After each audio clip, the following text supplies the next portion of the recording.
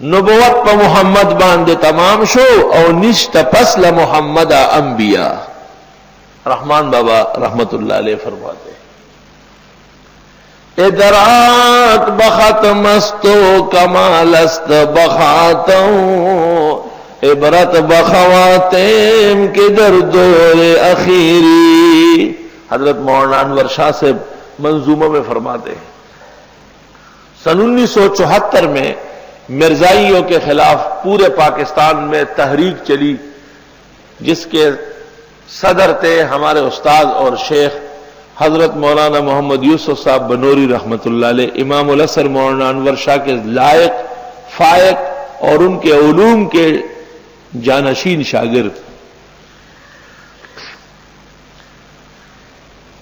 بھٹو کا دور تھا جب مسلمانوں کا زور آیا اور وہ مجبور ہوا، تو اس نے کہا کہ ٹھیک ہے ہم مرزائیوں کو غیر مسلم اقلیت قرار دیتے ہیں، لیکن مرزائی علماء وہ بھی دین جانتے ہیں، تم پہلے ان سے بات کر لو. ہمارے علماء سے کہا، مطلب ان کا یہ تھا کہ وہ بھی بڑے بڑے علماء ہوں گے، نیشنل اسمبلی میں ممبر تو ایسے بدھو ہوتے ہیں، جب ان کے سامنے وہ بھی آیات و احادیث پڑھیں گے، داڑیاں ہیں، سر پہ جناکیپ رکھے ہوئے اور بڑے خرش پرش واسکٹ پہنے ہوئے آئیں گے، تو وہ کہیں گے اللہ اکبر، دیکھو ایسے پیارے پیارے خوبصورت علماء ہیں، ان کو یہ کافر کہتے ہیں. یہ شرارت تھی بھٹو حکومت کی، آخری شرارت. تو بالاتفاق پاکستان کے تمام مسلمانوں نے، یعنی علماء نے، اس زمانے کے سب سے بڑے عالم اور متکلم اور فقی حضرت مولانا مفتی محمود صاحب کو چنا کہ اسمبلی میں آپ بات کریں. حضرت نے فرمایا کہ میں حاضر ہوں. مفتی صاحب رحمت اللہ علیہ دیگر میادین کی طرح ختم نبوت میں بھی مناظر اور محقق متکلم تھے. حضرت کی کتاب ہے المتنبی القادیانی. پہلے لوگوں نے جو مرزا کا رد کیا ان میں مفتی صاحب بھی ہے، اور وہ کتاب شائع ہے استنبول وغیرہ سے، پاکستان سے بھی شروع میں چھپی ہے.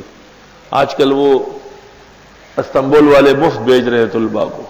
المتنبی القادیانی یا القادیانی المتنبی. خیر وہ طویل باتیں.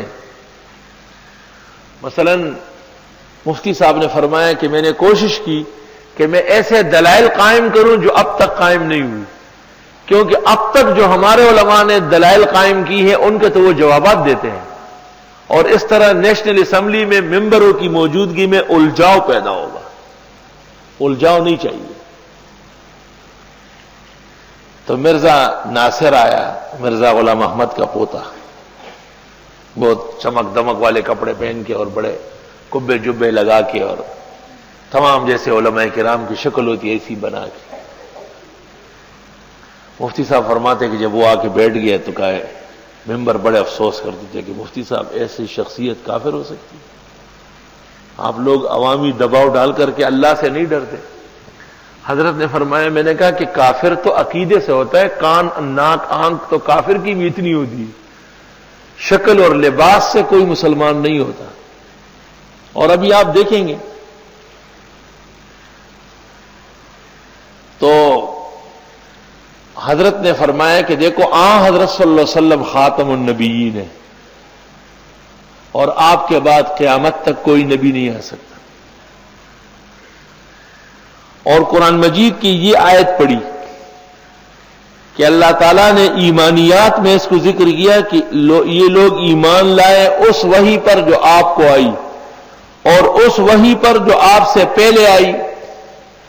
اگر ہمارے رسول کے بعد کسی مرزے کی گنجائش ہوتی تو یہاں ہوتا کہ وما انزل من بعدک، من بعدک نہیں ہے.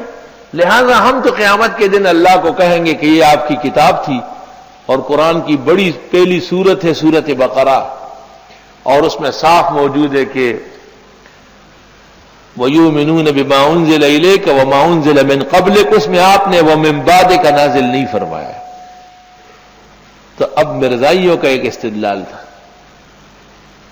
مرزائیوں نے کہا کہ آگے جو آیت ہے نا وَبِالْآخِرَةِ هُمْ يُوقِنُونَ، آخرت سے مراد آخری نبوت ہے، یعنی مرزے کی. تو مفتی صاحب نے لوگوں سے پوچھا، آخر وہ بھی تو مسلمان تھے، کہ ویسے آخرت آج تک تم لوگوں نے جو سنی ہے آخرت کس کو کہتے ہیں؟ تو سب نے کہا آخرت تو کہتے ہیں، کہ یہ جو بڑا مسلمان آپ کے خیال میں ہے اس سے پوچھو۔ اس نے کہا کہ نہیں، آخرت تو مرزا کی نبوت کو۔ تو انہوں نے کہا حضرت دستخط کہاں کرنے، جلدی کرو۔